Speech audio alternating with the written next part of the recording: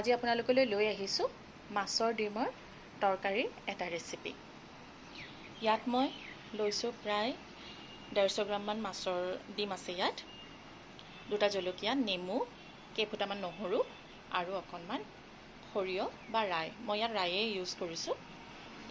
এতিয়া মই ইমানখিনি মাছৰ ডিম ব্যৱহাৰ নকৰোঁ, ইয়াৰ আধাহে ল'ম। আধাখিনি মই থৈ দিম। যথেষ্টখিনি আছে, ইমান দৰকাৰ নাই।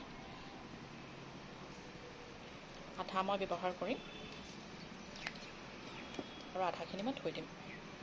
এতিয়া ইয়াতে মই নিমখ হালধি সানি ল'ম। ইয়াত অলপমান মই হালধি দি দিম, বহুত বেছি নিদিওঁ, আৰু নিমখ দিম। মাছৰ ডিমখিনি কিন্তু মই ভাঙি নেপেলাওঁ, এনেকেই মই বনাম। ওপৰে ওপৰে সানি লৈছোঁ।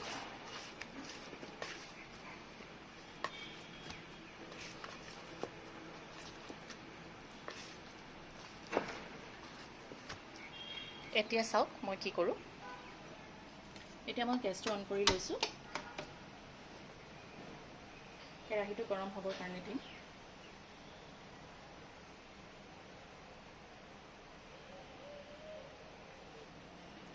ইয়াত এতিয়া মই তেল দি ল'ম।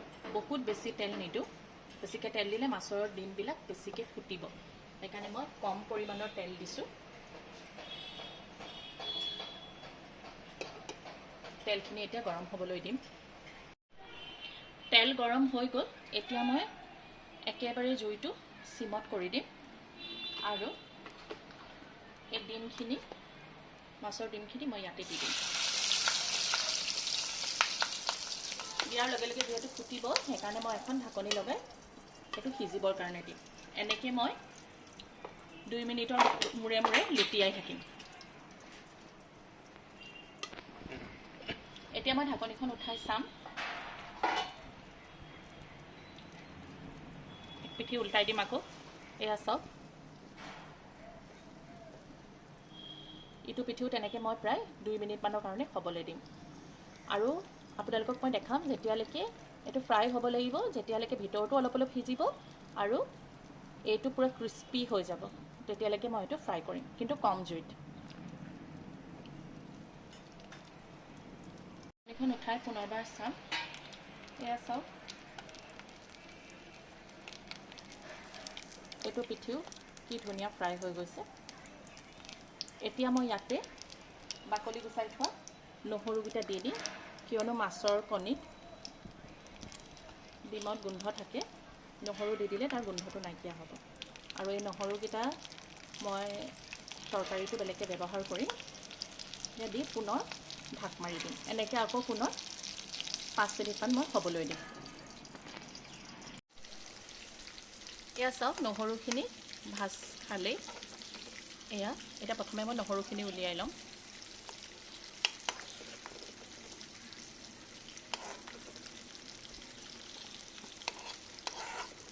তেলৰ পৰা গোটেই নহৰুখিনি উলিয়াই ল'লোঁ। এতিয়া মাছৰ ডিমখিনি চাওক, সেইখিনিও ধুনীয়াকৈ 2 পিঠি চাওক ধুনীয়াকৈ ফ্ৰাই হৈ গ'ল। এতিয়া এইটো মই তেলৰ পৰা উঠাই থ'ম।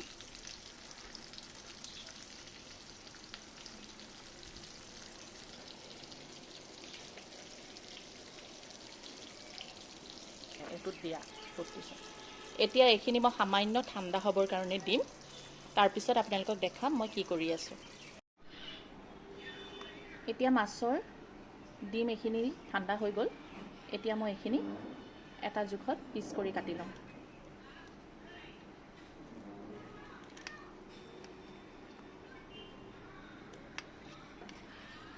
চাওক ভিতৰটো কি ধুনীয়া সিজিছে, লাগিছে ন যে কেক হয় টাইপৰ। এতিয়া মই এইবোৰ সৰু সৰু পিচ কৰি ল'ম।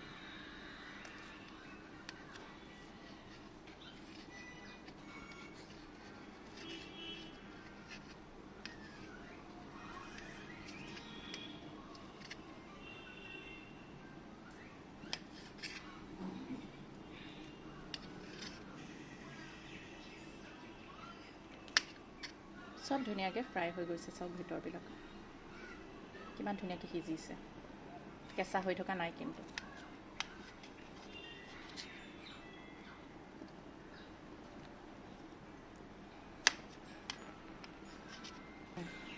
এইখিনি গোটেইখিনি মই পিচ পিচকৈ কাটি ল'লোঁ।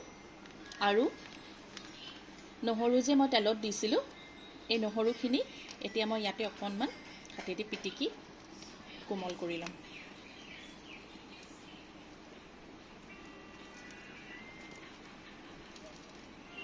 ইচ্ছা কৰিলে আপোনালোকে এনেকৈও খাব পাৰে, এনেকৈ খায়ো খুব ভাল লাগে।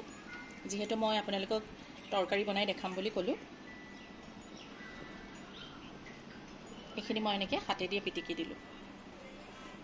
ইয়াৰ পিছত চাওক মই কি কৰি আছোঁ। এতিয়া নেমুটো মই কাটি আধা কৰি ল'লোঁ। ইয়াতে মই পানী দি ইয়াতে ৰস উলিয়াই ল'ম নেমুটো।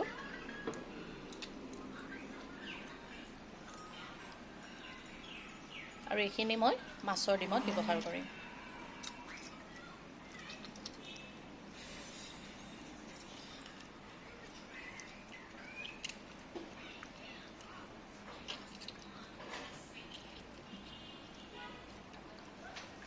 এইখিনি মই ৰস উলিয়াই ল'লোঁ। কেৰাহীটো যিহেতু অফ কৰি দিছিলোঁ, এতিয়া পুনৰ অন কৰি দিম। যিহেতু মাছৰ কণীখিনি মই নমাই থলোঁ, এতিয়া মই পুনৰ গেছটো অন কৰি কেৰাহীটো আকৌ উঠাই দিম। ইয়াত তেল আছে, তেলখিনি আকৌ অকণমান গৰম হ'বলৈ দিম।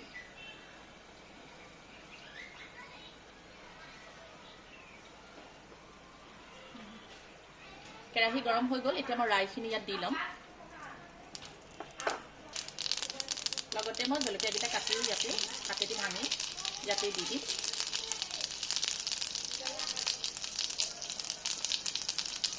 ৰাইখিনি ফুটিলে এতিয়া মই ৰস ওলাই থোৱা নেমুখিনি এখন চেকনিৰ সহায়ত চেকি পেলাই ইয়াতে দি দিম।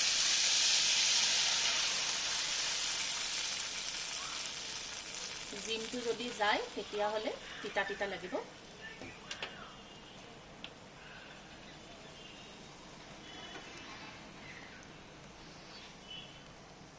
এতিয়া বাতিটো লাগি থকা নেমুৰ ৰসখিনি ইয়াতে দি দিলোঁ। এইখিনি অকণমান উতলিবলৈ দিম, এটা উতল আহিবলৈ দিম।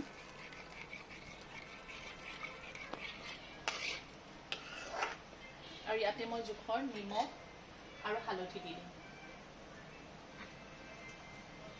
সামান্য হালধি দিম।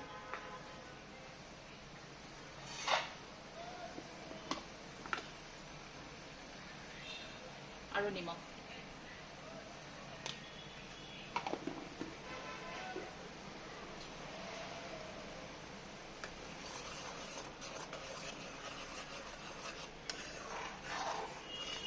এইখিনি এতিয়া ফুটিবলৈ আৰম্ভ হৈ গৈছে।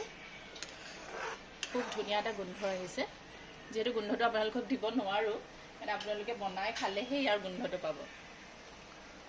এতিয়া মই কাটি থোৱা মাছৰ ডিমখিনি ইয়াতে দি দিম।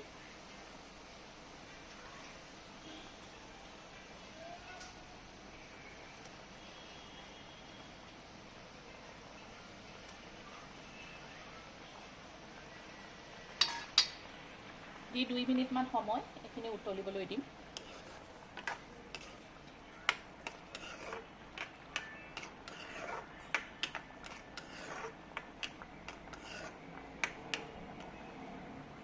যদি ক'ৰবাত অকণমান নিসিজাও কেতিয়াবা হৈ থাকে, আপোনালোকে যদি বনাওঁতে কেতিয়াবা নিসিজাও হৈ থাকে বা কোমল হৈ থাকে, তেতিয়াহ'লে ইয়াতে এইখিনি উতলি থকাখনো সিজি যাব।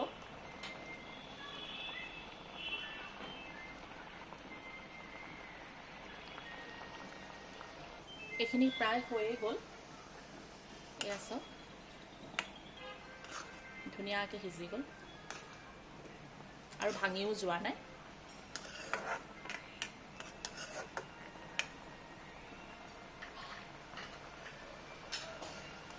এতিয়া মই হাতেৰে পিটিকি থোৱা নহৰুখিনি ইয়াৰ ওপৰত দি দিম।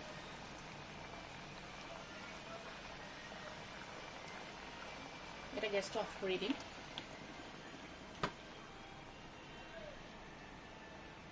আৰু ওপৰত সামান্য কেঁচা মিঠাতেল দি দিম।